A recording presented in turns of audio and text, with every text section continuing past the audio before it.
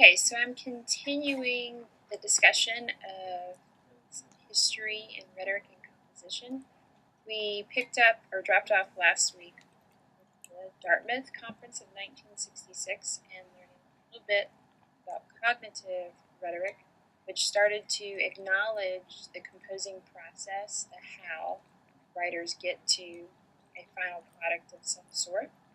And we're going to continue the conversation, and so please be sure that you're following along with part 2, PowerPoint, that will help you sort of work through the rest of the composition theories and rhetoric and composition theories that us to be aware of, knowing our history again so that we can help us make sense of our present and possibly make decisions for our future. One thing I wanted to remind us is that I am using Berlin's categories of rhetoric and composition ideologies. So that was current traditional rhetoric, cognitive rhetoric, where we stopped off. Now moving on to expressionist rhetoric and social epistemic rhetoric. So we dropped off with the cognitive rhetoric idea, Dartmouth Conference of 1966, and the composing process. We started to stop focusing on or realize that we should not solely focus on product in terms of understanding writing instruction and what helps people learn to write, and start to focus on how writers write. And this was very quintessential in terms of making change in the structures, philosophies, and practices of English departments at the university level, English education programs, and writing instruction in general. So also going along with that Dartmouth conference, there were other people who, even though cognitive rhetoric were trying to map the movement of the mind, there was still an emphasis on classical tradition to focus on products. So there were still some scholars, it was the late 70s, early 80s, that were starting to question even this newer kind of revolutionary thought of focusing on how writers write rather than just what writers.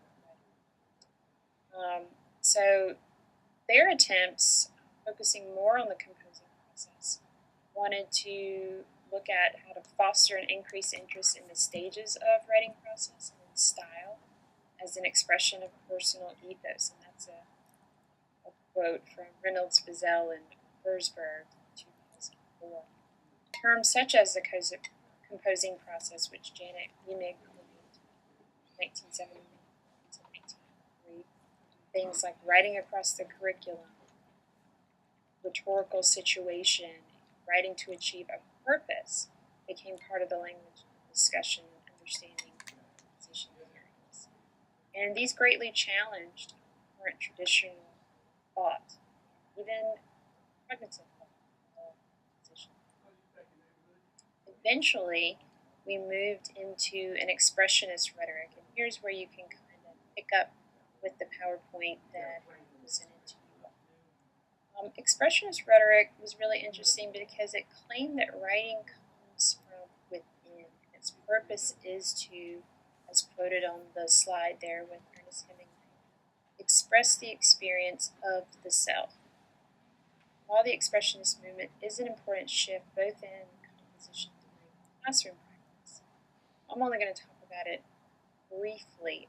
It's not because it's not a crucial period, because I think it was very informative for me in developing my early philosophies of teaching writing and taking into consideration the importance of self, the importance of the student sitting there or the writer, and actually recognizing that as a key role in the process.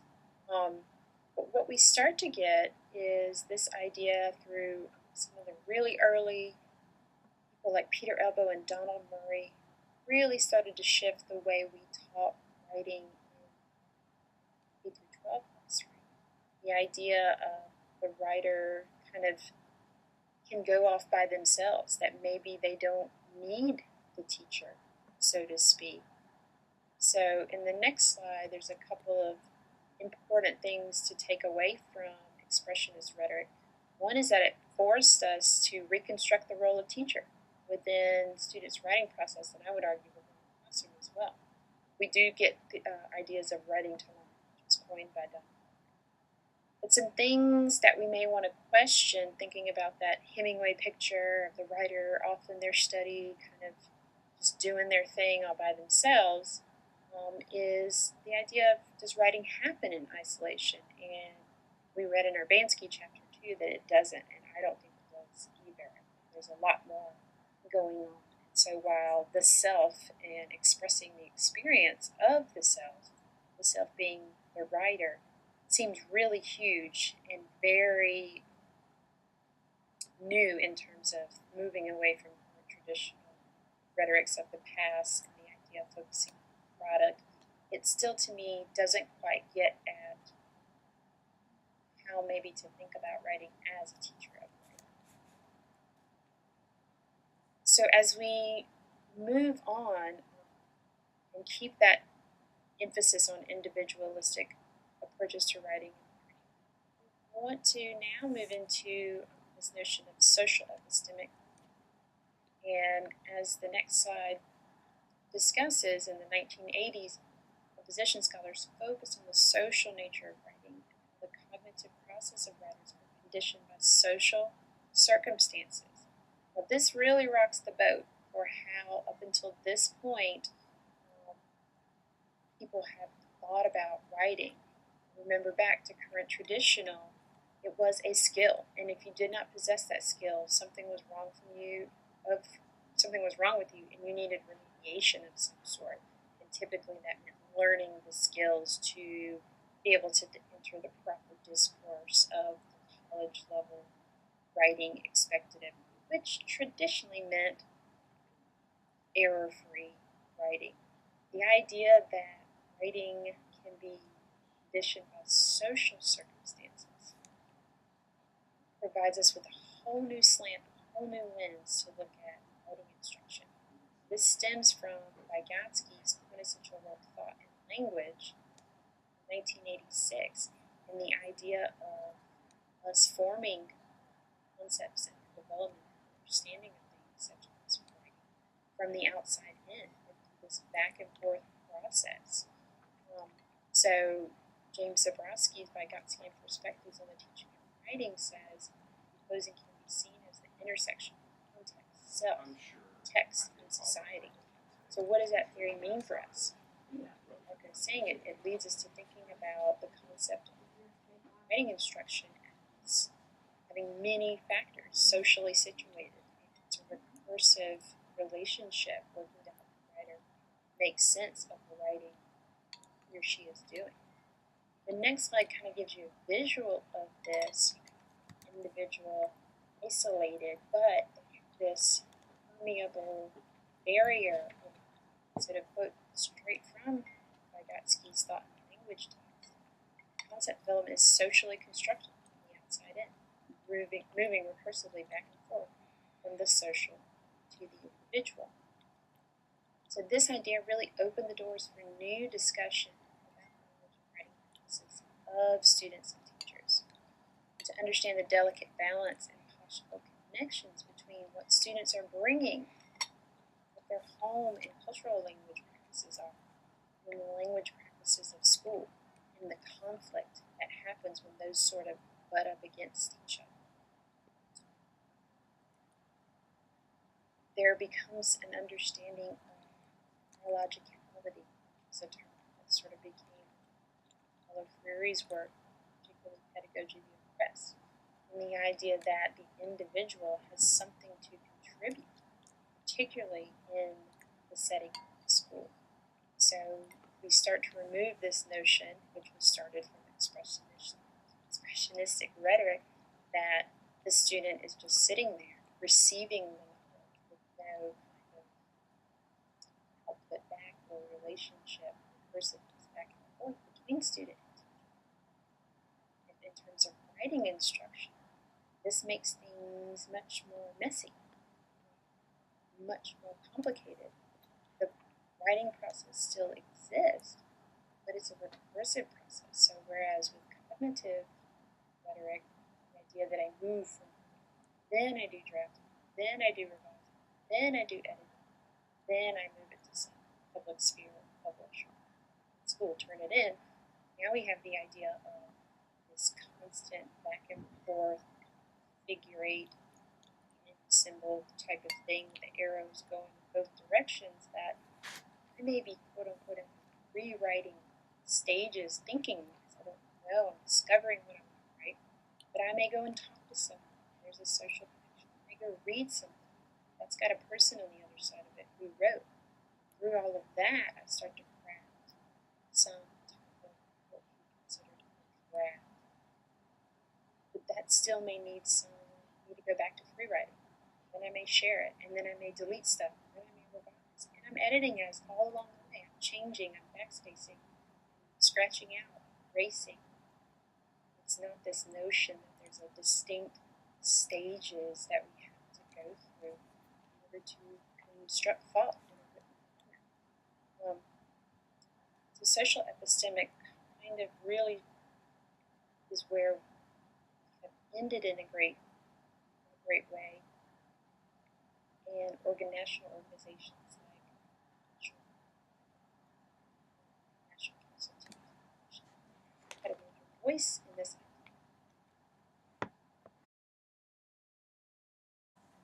So what now? Some additional thoughts.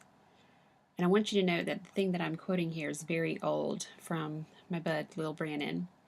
And she says, the modern perspective of composition theory shows that writers learn how to write by continually engaging in the activity and by steadily applying the habits of the mind that allow for intellectual penetration of a subject. So what does that mean? Let's focus on a few of these words. Writers learn how to write by continually engaging in the activity. So if we just isolate that, what does it tell us about ideas and theories concerning writing instruction? For me, this helps me see that giving an assignment with a handout and then asking the students to turn it in a week or 2 weeks later and never giving it any attention or asking students to engage in any activity that moves towards that assignment is not best practice for writing instruction. And also, having everything related to the assignment may not be best practice. So just the idea of an athlete, in order for them to continue to get better, what do? We practice. We continually engage in the activity of running, kicking a ball, throwing a ball, shooting a ball, whatever the physical sport may be. And so the same thing goes for writing. And by steadily applying the habits of the mind that allow for intellectual penetration of a subject. So helping students realize, what do they do when they engage with a text, whether they're reading or writing? What does that look like for them? Reflecting on that. What are the habits that they're doing now, and what new habits do they need to develop in order to improve?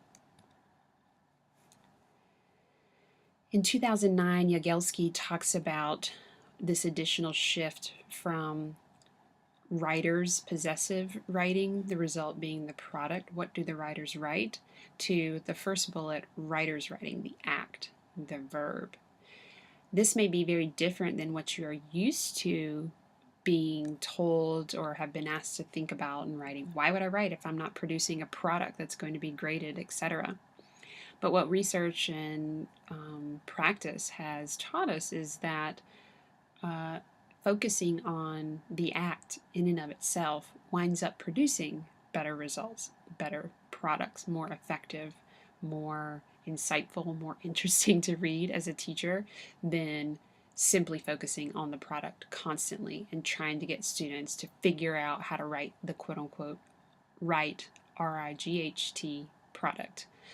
So Jagielski says writing is therefore, along with other language practices, not only expression of self, pointing back to expressionist movement, as a being in the world, but also an act of meaning making. So the idea that through writing I can make meaning, and a lot of you have been using that term in some of your posts online. Some additional things that have come up and we're going to engage in a little bit through our inquiry project and some activities that we do throughout the semester is the makers movement. So here's something of a quote that helps you start to think about composition and makers movement, and this is also appropriate with the Shipka article and reading this week. Imagine a learning space where teachers and students collaborate on making stuff, document their tinkering, and disseminate their knowledge to a community of other makers. Could this type of learning be a viable alternative to the dominant test preparation culture found in many schools? Would engaging students in do-it-yourself DIY culture provide better context to improve reading, writing, and critical thinking skills? So I'd like for you to take some time as a way to wrap up and just think about all these different theories: current, traditional, cognitive, expressionist, social epistemic, and into makers. And just ponder, what do each of those mean for you? Which of them resonate more with you as an experienced writer, reader, and thinker? Which one of them seem to distance you? Which one of them seem most appealing as a teacher or someone engaging someone else in writing and trying to guide them through that? And these might be terms and ideas that you draw from in creating and crafting your final philosophy of teaching writing. It's also going to be something that we continue to point back to through our reading. You're going to hear these terms again in the Guide to Composition Pedagogies, and then you'll hear them in some of the work that we do each week. Continuing with that, do you think that we've discovered what good writing is? Is there such a thing as good writing? Again, I want you to ponder these ideas in your daybook. Some of my research illustrates how a definitive understanding of good writing can never exist. I'll let that pause for a minute. Are you gasping? Is your jaw dropping? Pick it up. And I say, because writing is always rhetorical, shifting based on the context it is situated in at the time of creation. So putting your thumb on it, nailing it down, is difficult. It doesn't mean that we can't talk about qualities that seem to be repeated in good writing, but the idea that we can come up with a solid formula or solid criteria and that it's going to stick for every possible writing composing situation that one might encounter is unrealistic. So I leave you with that thought.